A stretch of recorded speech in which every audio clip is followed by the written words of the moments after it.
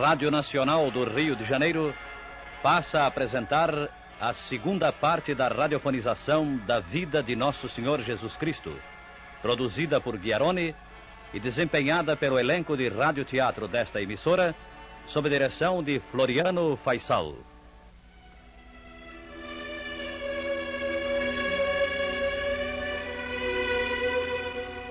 No ano 15º do Império de Tibério César, sendo Pôncio Pilatos governador da Judéia e Herodes tetrarca da Galileia, veio a palavra do Senhor sobre João. E ele andou por toda a terra da Jordânia, pregando o batismo e a penitência para a remissão dos pecados. Raça de víboras! Raça de víboras? Observe a autoridade com que ele nos chama raça de víboras. Tem olhos de fogo, esse que chamam João Batista. Olha o traje que usa. Nada mais que um vestido de pele de camelo e um cinto de couro à volta dos rins. Raça de víboras! Como esperais escapar ao severo juízo que vos ameaça? Selvagem, sim. Veio do deserto. Dizem que só se alimenta de gafanhotos e de mel silvestre. E contudo nos chama raça de víboras, como se não fôssemos filhos de Abraão. Não vos vanglorieis dizendo: temos por pai Abraão. Mas como isso? Porque eu vos digo que destas pedras Deus pode fazer com que surjam filhos de Abraão. E erguendo o bastão, a cabeleira hirsuta tirada para trás, uma luz feroz nos olhos de fogo, o anacoreta João pregava numa voz ribombante que parecia ter a força de erguer o vento e o trovão e sacudir os elementos. O machado já está posto à raiz das árvores, e toda árvore que não dá bons frutos será cortada e lançada ao fogo. Aquele de vós que possui duas túnicas, dê uma ao que não tem nenhuma. Vós, publicanos, vós, cobradores de impostos, não cobreis mais do que está fixado pela lei. Vós, soldados, contentai-vos com o vosso soldo. Não causeis danos a outrem. Arrependei-vos das vossas faltas. Fazei penitência. O machado já está erguido. Procurai dar bons frutos, raça de víboras. Dai bons frutos antes que seja tarde.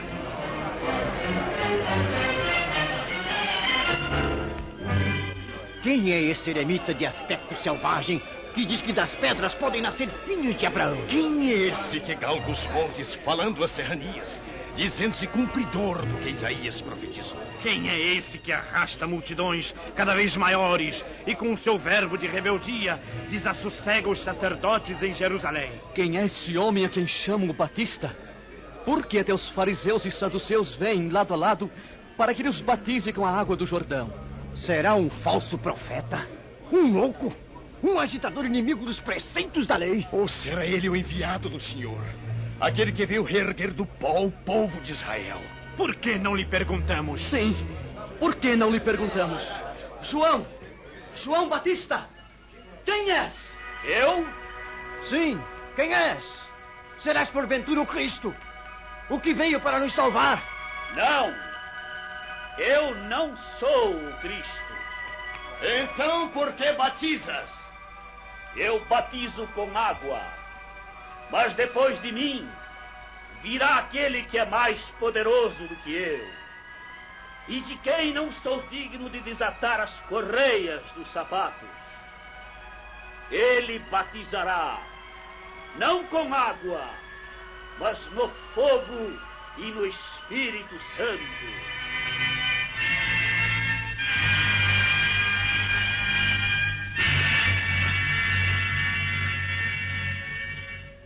Estando próximo o dia em que Herodes, para ser agradável à sua mulher Herodíades, deveria completar o edifício dos seus crimes, mandando encarcerar João Batista, o supremo precursor, eis que por entre a multidão que ouvia as prédicas inflamadas e recebia o batismo, veio caminhando lentamente um homem que poderia ter 30 anos de idade.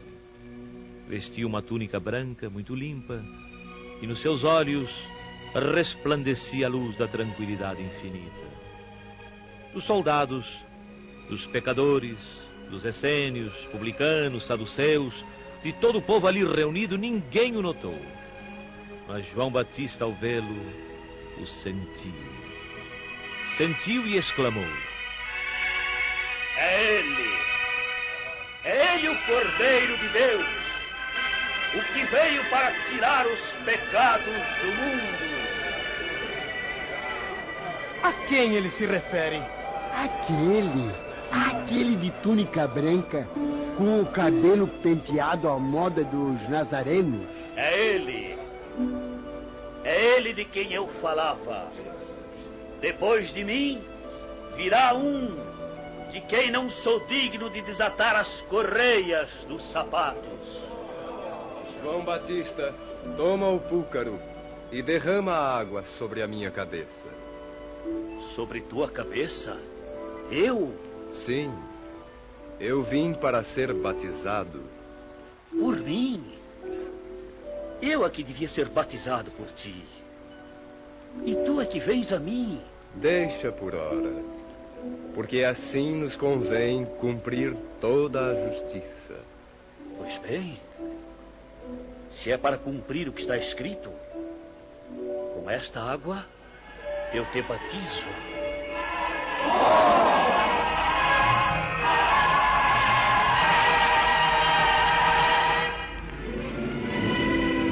Eu dou testemunho. Eu vi o Filho de Deus em toda a sua glória. No momento em que eu batizava, sua túnica resplandeceu. E o Espírito Santo desceu do céu em forma de pomba, pousando sobre a sua cabeça. E a voz, a imensa voz vinda dos céus, falou que eu ouvi. Este é o meu Filho amado, no qual está toda a minha complacência.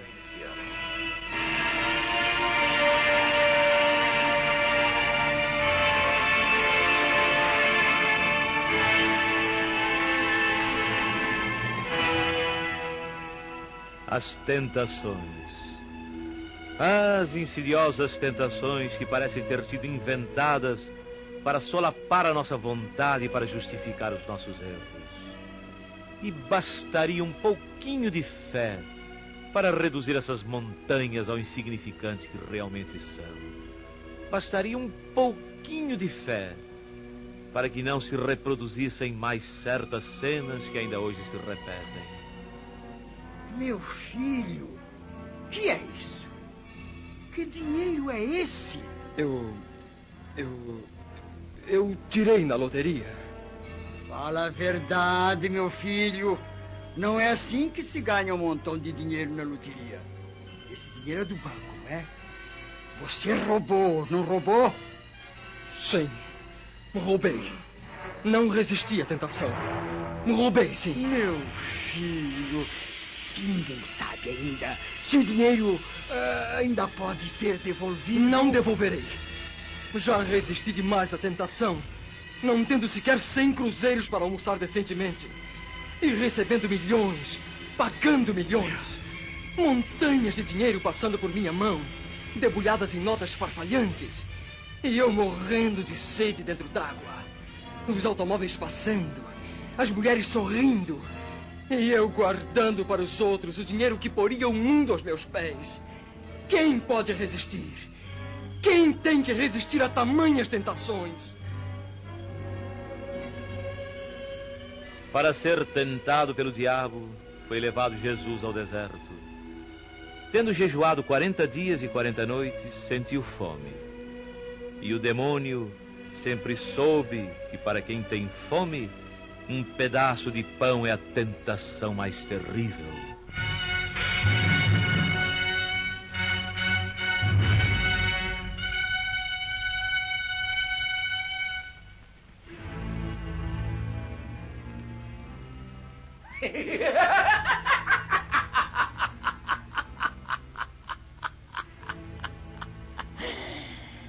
Se és filho de Deus, dize a essas pedras que se convertam em pão. Vamos. Eu sei que tens fome.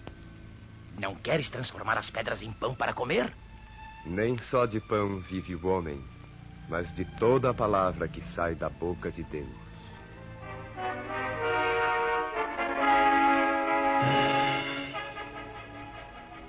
Não tendo podido vencer Jesus pela fome, Satanás o atacou no que ele pudesse ter de vaidade humana.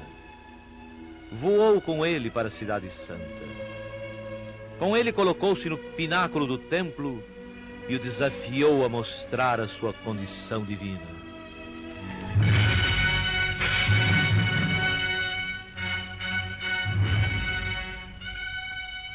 Se tu és o filho de Deus, lança-te daqui abaixo, porque está escrito: Ele mandou aos seus anjos que te levem nas palmas das mãos para que não tropeces com os pés em alguma pedra. Que esperas? Não está escrito? Também está escrito: não tentarás ao Senhor teu Deus.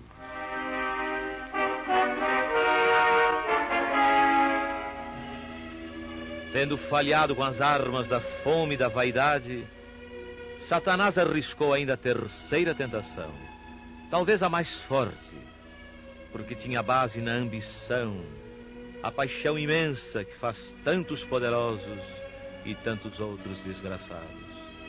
E transportando Jesus ao cume da montanha mais alta, e onde podia ver a maior extensão de terras, com seus casebres e seus palácios, com a sua pobreza e a sua glória, tentou ainda pela terceira vez.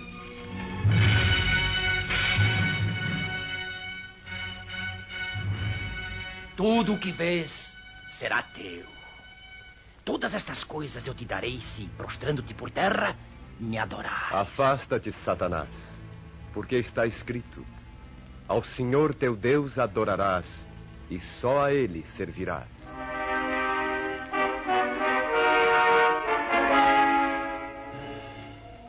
E desde então, não se inventaram tentações mais terríveis que a fome, mais embriagadoras que a vaidade, mais arrasadoras que a ambição. Por isso Jesus está ao seu lado, no seu século, na sua cidade, na sua hora, a cada vez que você resiste a uma tentação e se recusa a cair aos pés de Satanás.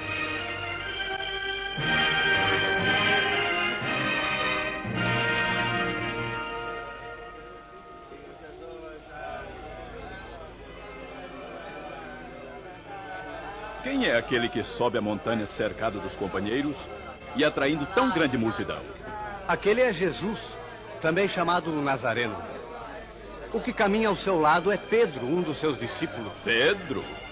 Aquele é Simão, o pescador? Era Simão. Hã? Mas quando o mestre o chamou a si, disse-lhe: Tu és Simão, filho de Jonas. Mas doravante serás chamado Pedro, que quer dizer rochedo. Por que dizeis o mestre? Acaso é ele o Messias e faz milagres? Sim, é ele o Messias. João Batista, o santo homem que está encarcerado por ter tido a coragem de dizer a Herodes a verdade sobre o tetrarca e sua mulher. João Batista declarou que batizava e pregava, apenas amainando o caminho para o Filho de Deus. E o Filho de Deus é aquele que ali está. Por que falas com tanta certeza, mulher? Já o viste de perto? De muito perto. Na minha terra, na Samaria, na cidade de Siquém, junto ao poço de Jacó. Ele me pediu de beber. Respondi-lhe que um judeu não deveria pedir água a uma samaritana. Ele me disse então que se eu quisesse, ele me daria de beber a água viva, da qual quem bebe nunca mais tem sede. Porque é uma outra água, diferente da que se retira do poço de Jacó. E sem tirar do meu rosto os seus olhos mansos, os seus olhos bons, pôs-se a me falar de mim mesma e de todos os meus pecados. E eu conheci que ele era mais do que um profeta. Deixei o meu cântaro ao pé da fonte e corri à cidade, porque o Cristo me havia falado. Não é preciso ser o Cristo para conhecer os pecados de uma mulher que os não esconde. Eu pergunto sobre os milagres que ele fez. Eu vi. Em Caná da Galileia, celebravam-se umas bodas e faltou o vinho. Aquele homem que ali está mandou que enchessem de água umas talhas de 3 talmudes. Sim? Em seguida ordenou que servissem. E a água tinha virado vinho. Vinho tão bom e tão puro como talvez nem o próprio Herodes já tenha tomado em seus festins. Ele fala como quem tem autoridade. Eu vi quando ele expulsou os vendilhões do templo, escorraçando-os com as suas mercadorias, seus bois e ovelhas, dizendo-lhes: não façais da casa de meu pai uma casa de negócios. E eu vi com estes olhos em Cafarnaum, quando ele expulsou o espírito imundo que se apoderara de um homem. E todos ficaram assombrados com seu imenso poder. Eu vi mais do que isso. Na praia do lago de Genezaré, os pescadores estavam desanimados, porque haviam pescado toda a noite e não recolhendo peixe algum. Aquele que lá está, na encosta do monte, mandou que lançassem de novo as redes. Assim fizeram. E trouxeram tanto peixe que as 2 barcas quase foram a pique. Por esses e tantos outros prodígios, e pela palavra consoladora dos seus lábios, é que todo este grande povo se reúne para ouvi-lo, a despeito do que dizem os escribas e fariseus. Silêncio! O mestre vai falar! E por sobre a multidão agora cabisbaixa e silenciosa, veio do alto a voz de Jesus para dizer palavras tão belas que tanto poderiam estar sendo ditas da montanha para o céu, quanto do céu para a montanha. Se Jesus não tivesse feito nenhum outro milagre para provar que ele era o Filho de Deus, bastaria o sermão da montanha, este milagre de palavras imortais.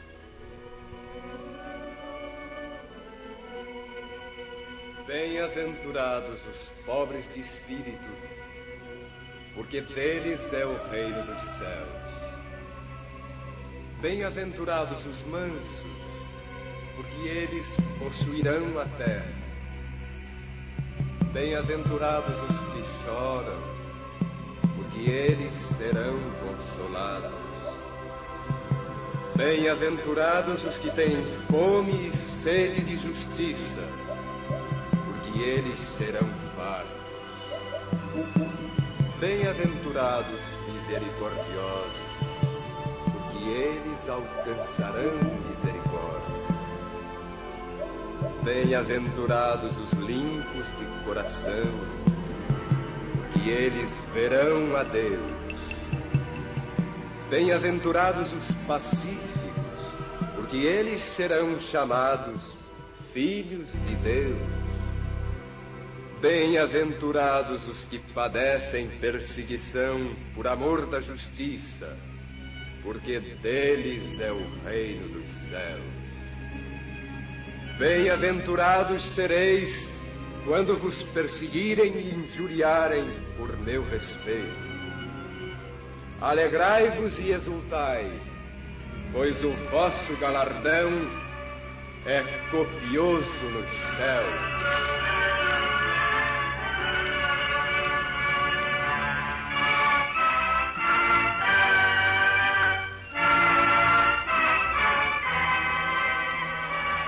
Ó vocês que são humildes, tristes, perseguidos, injustiçados, abandonados. Estas palavras não têm 2000 anos.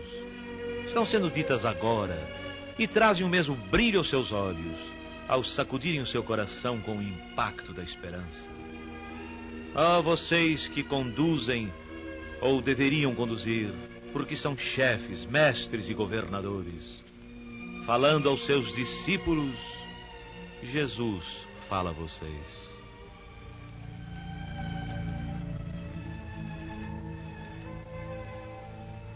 Tendes ouvido o que foi dito aos antigos: amarás o teu próximo e aborrecerás os teus inimigos.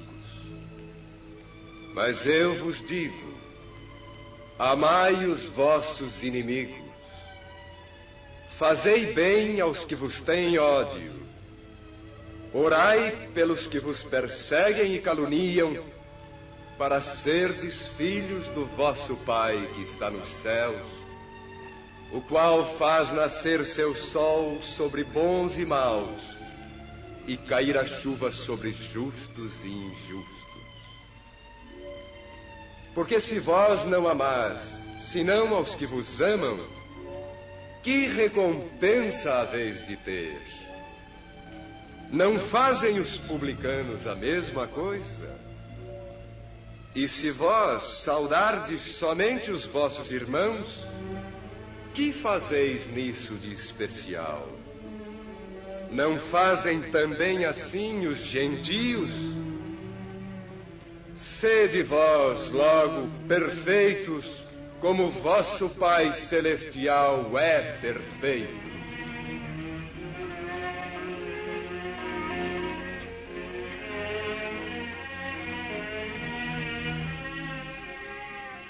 Não acumuleis vossos tesouros na terra, onde a ferrugem e a traça os consomem, e onde os ladrões os desenterram e roubam.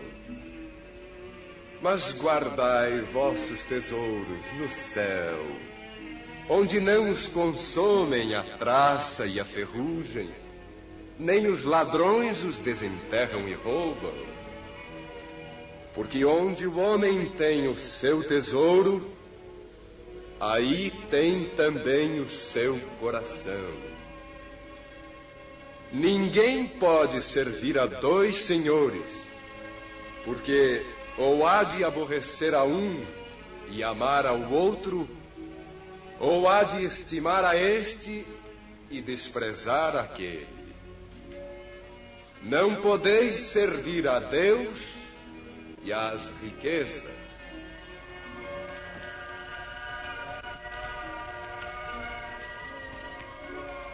Pedi e dar-se-vos-á. Buscai e achareis. Batei e a porta abrir-se-vos-á. Porque todo aquele que pede, recebe, e o que busca, acha, e a quem bate, a porta se abre. Ou qual de vós, porventura, é o homem que, se seu filho pedir pão, lhe dará uma pedra? Ou se seu filho pedir um peixe, lhe dará uma serpente? Pois se vós, sendo maus, sabeis dar o que é bom a vossos filhos, tanto mais vosso Pai que está no céu e que é justo e perfeito, saberá dar o que é bom a cada um dos seus filhos que lhe pedir.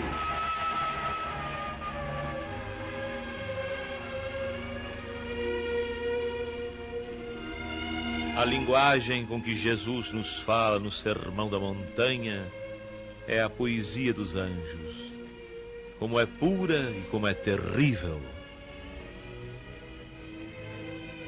Guardai-vos dos falsos profetas, que vêm a vós vestidos de peles de ovelhas, e por dentro são lobos vorazes. Pelos seus frutos os conhecereis. Porventura os homens colhem uvas dos espinhos, ou figos dos abrolhos? Assim, toda árvore boa dá bons frutos, e a árvore má dá maus frutos. Toda árvore que não dá bons frutos será cortada e lançada ao fogo. Assim, pelos seus frutos os conhecereis. Nem todo aquele que me diz, Senhor, Senhor, entrará no reino do céu, mas sim aquele que faz a vontade de meu Pai. Aquele entrará no reino do céu. Muitos me dirão no último dia: Senhor, Senhor, não profetizamos em teu nome? Não expelimos em teu nome os demônios? E em teu nome não obramos muitos prodígios? Então eu lhes direi em voz bem clara: pois eu nunca vos conheci. Apartai-vos de mim, ó vós que obrais a iniquidade. Todo aquele que ouve estas minhas palavras e as observa, será como o homem sábio que edificou a sua casa sobre a rocha. E veio a chuva, e transbordaram os rios, e sopraram os ventos, e se precipitaram sobre aquela casa. Ela, porém, não caiu, porque estava edificada sobre a rocha. E todo aquele que ouve estas minhas palavras e não as cumpre, será como o insensato que construiu a sua casa sobre a areia. E veio a chuva, e transbordaram os rios, e sopraram os ventos, e se precipitaram sobre aquela casa. E ela caiu, e foi grande a sua ruína.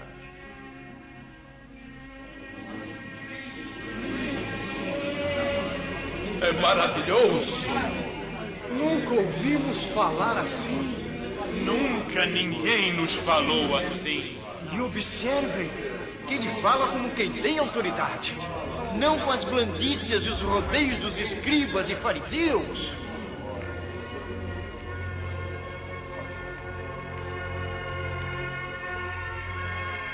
Olhai os lírios dos campos, olhai as aves do céu.